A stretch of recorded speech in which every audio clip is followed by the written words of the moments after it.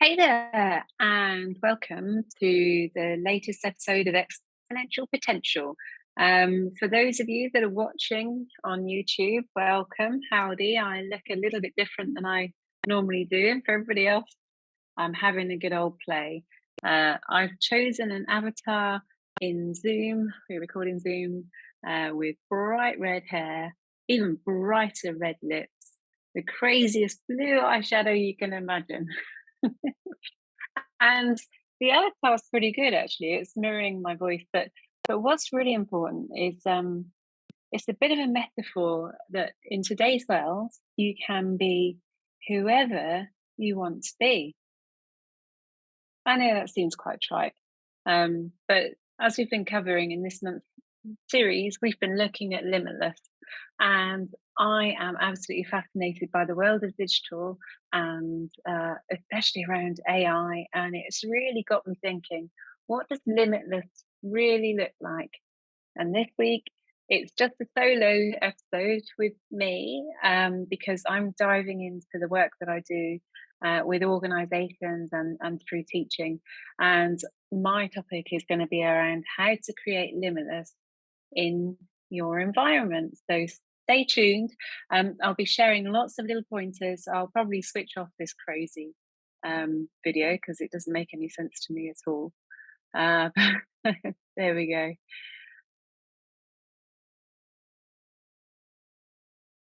Yeah. Oh, you again. So I wanted to have this episode because we focus a lot on the individual ask in terms of becoming limitless. And yeah, fantastic. You can really grow, you can expand your own horizons, you can develop, unstoppable confidence through curiosity and empathy. You can achieve wonders indeed.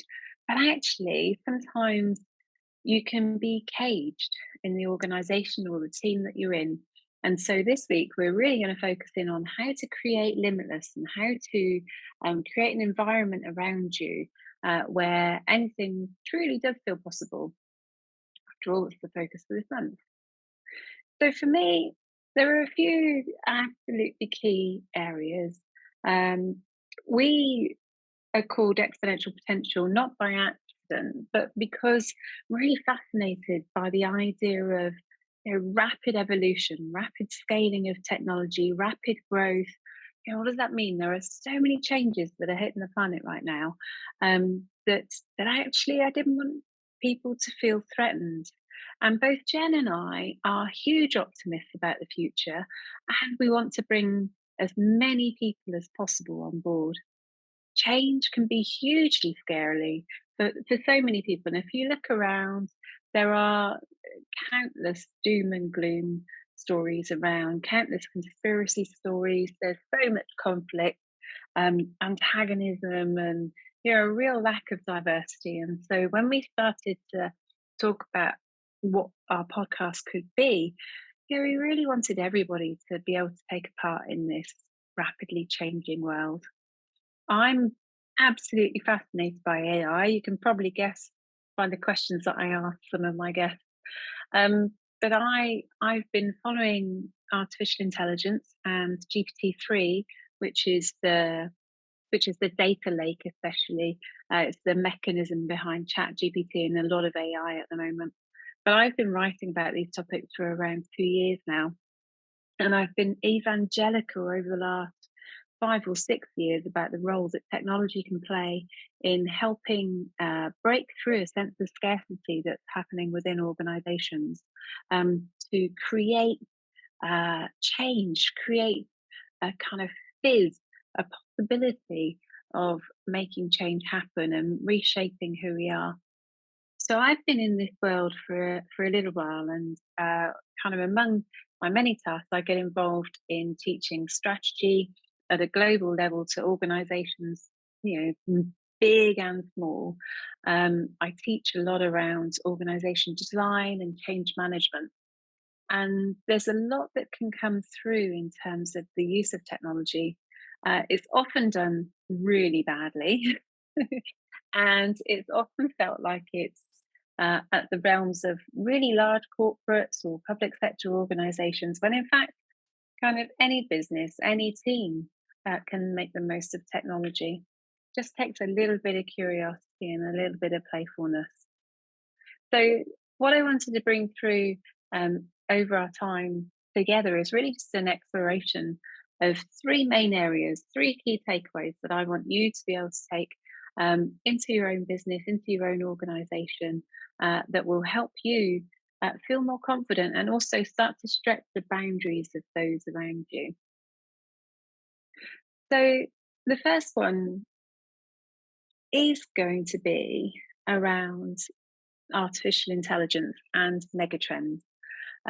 So by all means, Google megatrends and add in any of the big consultancies. So Deloitte or PricewaterhouseCooper, McKinsey. If you add any of those into the story of megatrends, you'll find that for decades now, each of these large management consultancies has been examining patterns across the world and starting to really understand and predict what's going to shape us in years to come. That's also been led by national governments and global efforts as well. And there are many different categories that are considered.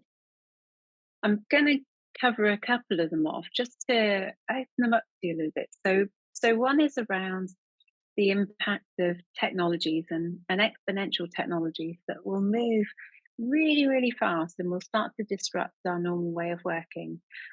Artificial intelligence, we hear about day in, day out.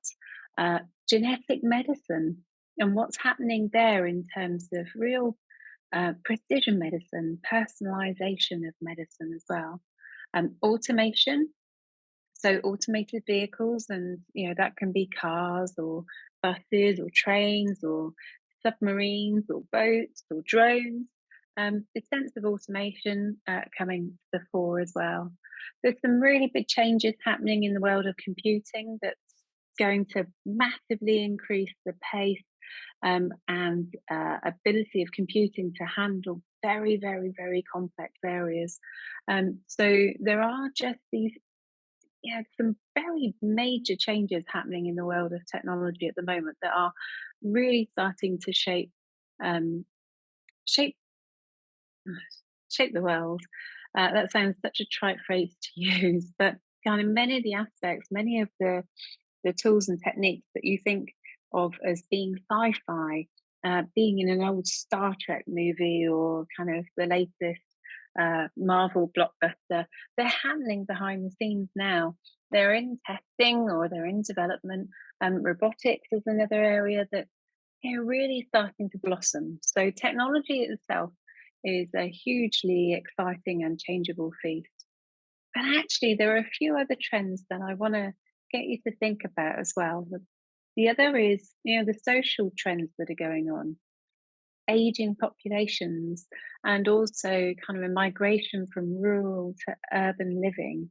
These trends have been happening in different parts of Europe for some time, but have also led to kind of mega cities across the Far East and other parts of the world. Also, in terms of social trends, we're seeing the development of a global citizen. Certainly we've talked about my son a little bit on the podcast, but he and kind of the next generation have grown up uh, moving away from traditional broadcasting. So he watches YouTube all of the time.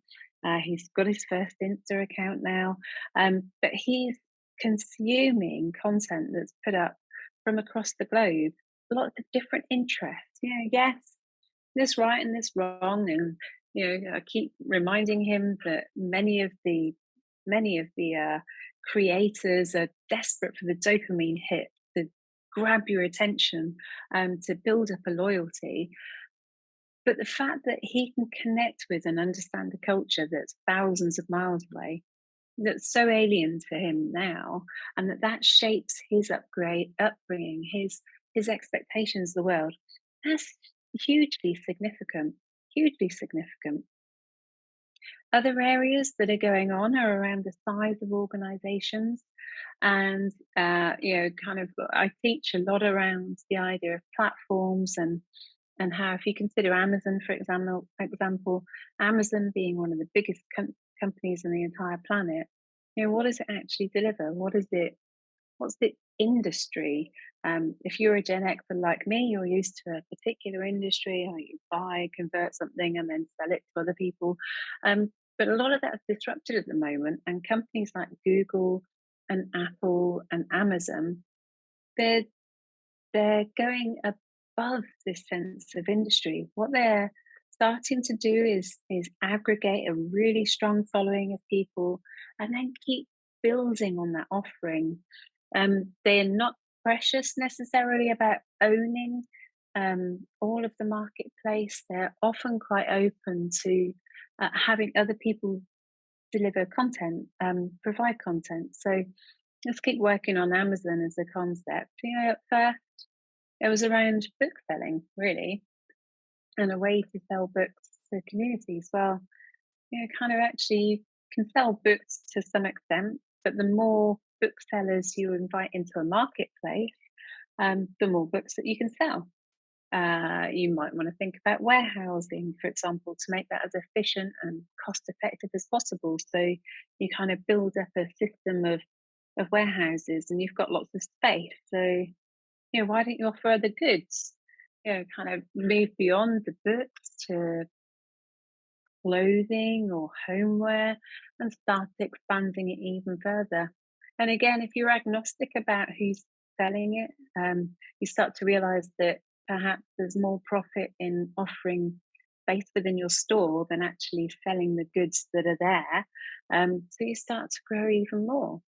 You start to consider what else can come through. For Amazon, for example, their whole infrastructure depends on them being able to hold all the information about the products and also develop their understanding of you as a customer, so that they can keep delighting you and exciting you and making you feel special in order for you to buy more, to live a more full life. So their use of IT gets more and more sophisticated and grows, and because they then have open access to their data, that attracts more sellers, and more sellers who are using the data to target you. So again, kind of it's just growing and growing and growing.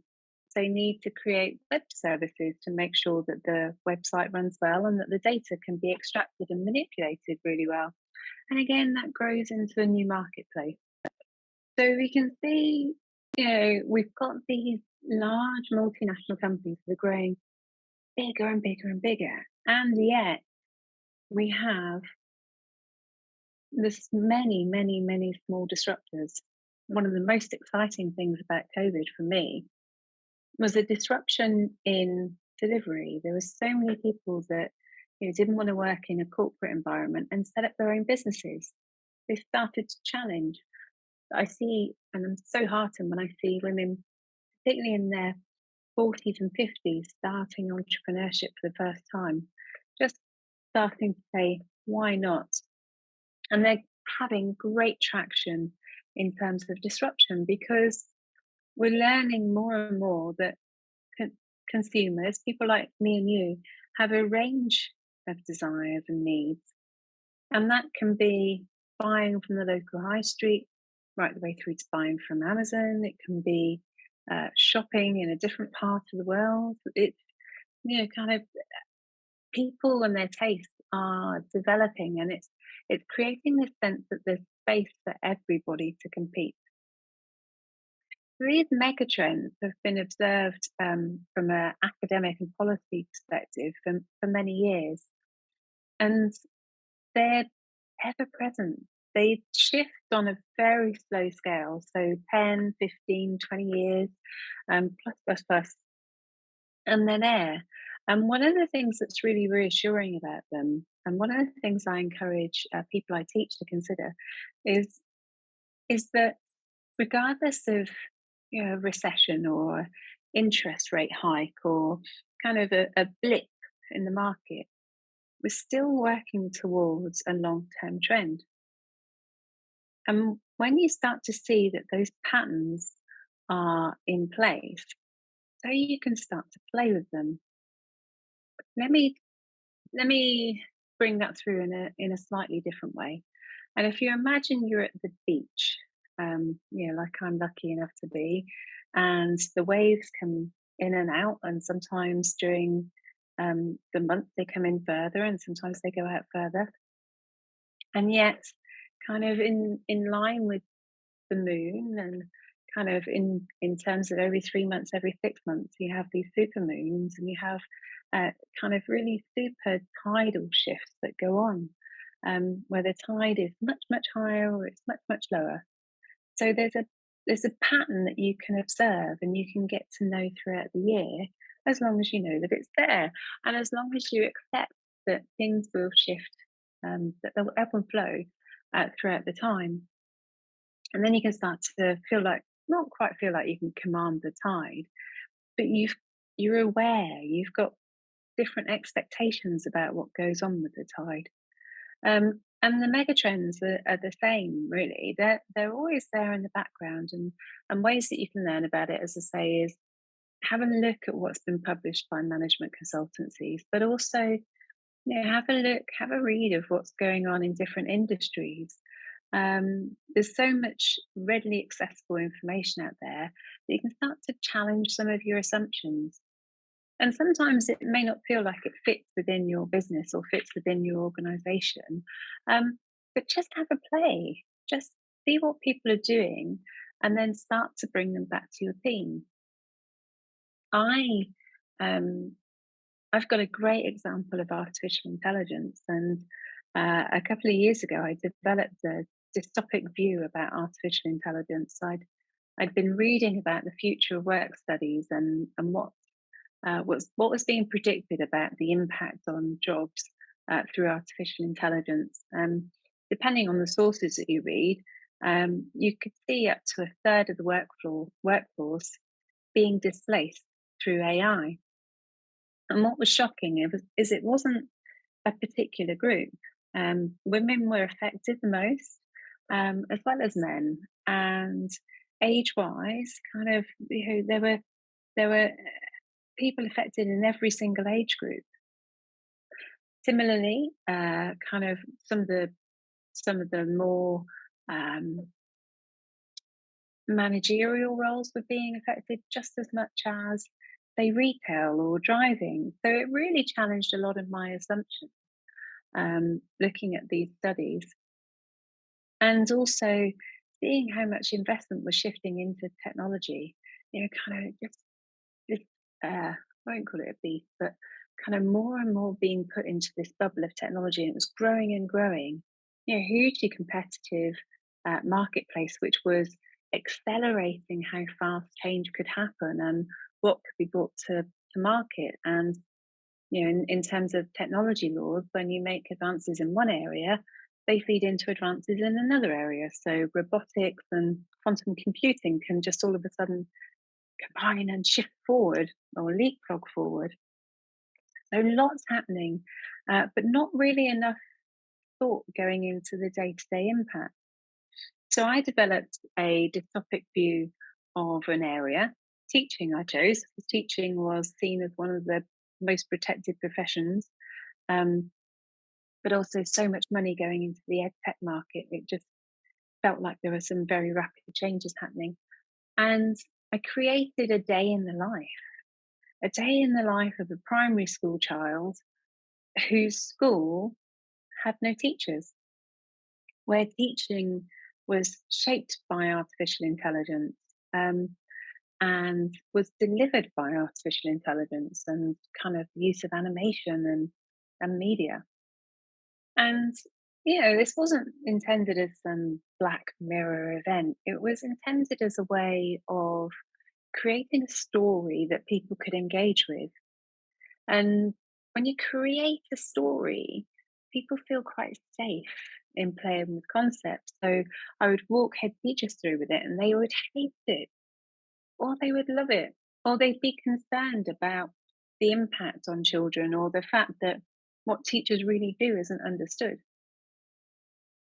But what was most exciting from all of that was the fact that we were having a debate and a discussion.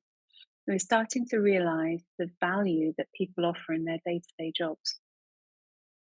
And so by taking things to extremes, then you can start to really get underneath the politics and the rhetoric and the noise and try to work out what's working really well or what's truly at threat. Whenever I'm involved in target setting, for example, um, we use scenario planning in that way of, well, what happened if there were no teachers? What would happen if there were no workers? What would happen if we had to deliver a 60% saving in costs?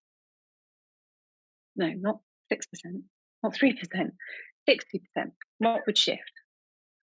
What would happen if we weren't looking for 1% better or 2% better or 10% better in terms of quality? What would happen if we looked at 10x quality? And when you start to inflate, when you start to bring that sense of fantasy or story or challenge, um, you actually have quite a surprising impact. People start to put aside historic biases or gripes or moans. They kind of get involved in the challenge. They want to find a way to see if it's possible. And so in this world of exponential, it's really, really quite exciting to agitate, to disrupt the challenge, to get people to think in that way. So encouraging you to look out and to start to think quite boldly, to hold the discussion so that you can hear what's happening is there. You can do that in your personal life as well. It's like, well, what if what if I did quit my job and moved into self-employment? What would that mean? Would I survive? Would my mortgage survive? Would my career that I've worked for be thrown away? Or if it didn't work, could I go back to my career that I know and I love? Yeah, many of us are caught on a treadmill and don't go anywhere near those conversations. But it's when you hold the space and when you start to examine, what could go wrong as well as what could go right, that you start to engage a different side of your brain. You start to find new solutions, or you start to take away fear. You start to really stretch your limits. And then, of course, you need to find a way to stay in that world of curiosity. And that can happen from encouraging people to communicate, encouraging them to share little signals that are changing around you. So, if you're a delivery driver, for example, sharing where there's a new industrial unit being set up. That's a very small example, but often when you're within an organization, you kind of miss the opportunity to use everyone's eyes and ears and ideas. I love, I love sci-fi. I love Star Wars. I love Star Trek, and I love the concept of the Borg.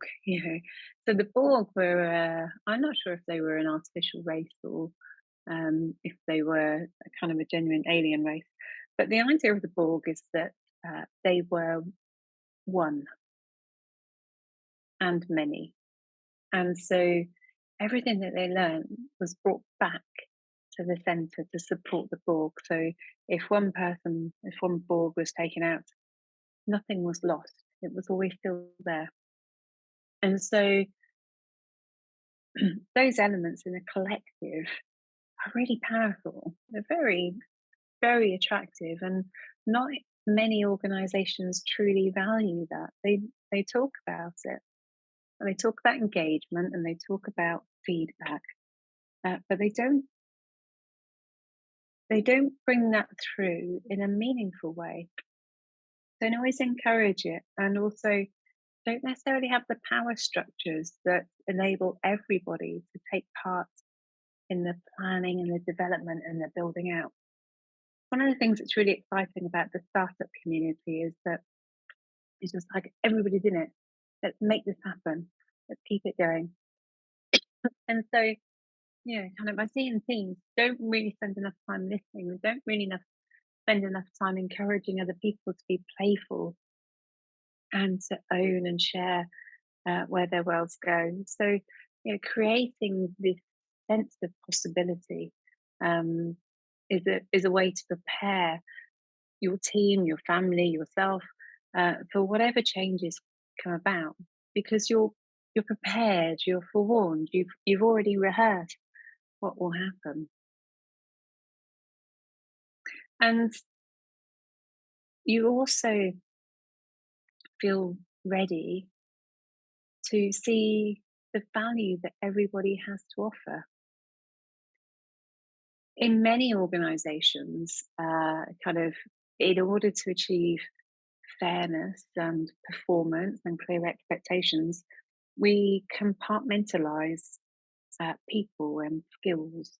Kind of it helps us to, for example, judge how much one person should be paid over another, or helps us to understand whether or not somebody's doing a good job. But it takes a little bit of courage as a leader, as a supporter, or an ally to go beyond those badges. Um, we often talk about empathy throughout the course of our conversations, and empathy for somebody within a workplace is really key in starting to understand, truly understand, what that person does bring and could bring to the table. At times, I've talked about empathy in the face of conflict. So if somebody's coming very brusque to the table, full of challenge, really upset, very angry, wanting to get across their view, empathy can hold you in a place where you're ready to listen, where you're looking beyond the bluff, looking at what's really being said, and spending time trying to understand where that person's coming from and what they're truly saying, what they need to get across. Because I've often found that when people bring a lot of emotion to the table, it's because they care. They care about the outcomes, they care about the future. And I'd always rather have somebody who was really vocal than somebody who went home and had a bitch about the organization in that way. So empathy can create a space to make sure that people's voices are heard. It can also create a space to understand and be curious about what's working or not working for an individual or for a project. So there's a story about Honda when Honda went into the US, for example, with the motorbikes, and they really wanted to uh, break the American market just in terms of sheer volume. It was a great platform to move into, and lots of opportunity for expansion with a brand that wasn't known outside the US. But in the US, motorbikes were all about Harley Davidson. They were about these absolutely massive muscle bikes. So Honda went in with that, and they failed badly. And if you look at some of the write-up at that time, they were, well, the write-ups had them written off. Kind of, they were missing the point completely. They had not expected the level of loyalty that the American buyer had to Harley and to that image of motorbiking. And they tried lots of different approaches, and they actually spoke to a few students about marketing. And kind of one of the big messages was like, only nice people ride Harleys, ride Hondas. And they started to realize, even though there wasn't a market for the big bikes, uh, the big bikes weren't that attractive in a city. And there were lots of people who wanted a little bike to bomb around in the city rather than these big, difficult to steer motorbikes. And so they changed the size of the motorbikes and really quickly took off. But the compassion and empathy and curiosity that they had allowed them to rewrite their story mid flow. They started to see opportunities in things that seemed lost. They were ready to invest in that change to make the most of the assets that they had, and they thrived. And I think the same is true for people, whether that be in a relationship with a friend or a family member or in the workplace. Very often, people um, and all of their goodness, all of their talent is buried. And one of the great things that I and other coaches do is that we see the core, we see the greatness and the opportunity and the optimism that somebody has beneath those layers. There's a story of a ancient statue of a Buddha that for centuries had been lost and forgotten. And it was only through the cleanup of this stone Buddha within a hidden village did the locals find that actually beneath the stone, beneath the cement and the plaster, was a huge golden monument. But over time, it had been protected, and people kind of protect themselves, or they're covered up in all of these rules or power dimensions or safety measures or learned behavior. And you can get in underneath that if you're prepared to look a little bit deeper, to have a little bit of curiosity, to have a little bit of empathy about the person who's in front of you. And so, in terms of limitless for me, kind of that comes back round full circle to your ability to see limitless and to nurture limitless in the people around you. And when you can do that, and when you can open that up, when you can encourage them to hold their own space, uh, to carry their weight, to really challenge and excite you, you start to lift your own sights as well. And you start to feel how powerful you can be together as a team. And that's quite intoxicating for an individual or at a team level. And, when we talk so much about what you can do as an individual to develop and grow, of course, you can go really far. You can reach dizzy heights. You can be hugely successful in many different spheres of life, but it can still feel a lot like work. There can still be a kind of upper limit to how far you can get, or whether you're trading off happiness and success. But actually, if you're able to create an environment of limitless around you, you're able to push out your boundaries way further than you ever realize. And in my own history, when I've been able to do that, when I've been able to excite that in other people, that's then led me to public speaking at a national level, encouraging others to do that, encouraging others to find their truths, to nurture that in other people. Yeah, I've shaped national policy, I've shaped workforce strategy, I've shaped kind of views on technology around the world, I've shaped how care can be delivered to millions of people. But it started with that core essence of what if? What if we tried that? What if we tried something different? Why don't we learn from there? What if what if you're there? What if you're ready? What can I do as a leader to build you up, to help you grow? And then what can you do to help me grow? It's such an exciting time to be alive. It's such an exciting and challenging time to lead. There are um, so many elements of competition for your attention, for your demand. There's so much uncertainty, and you need to hold space for everybody around you. It can be really quite exhausting.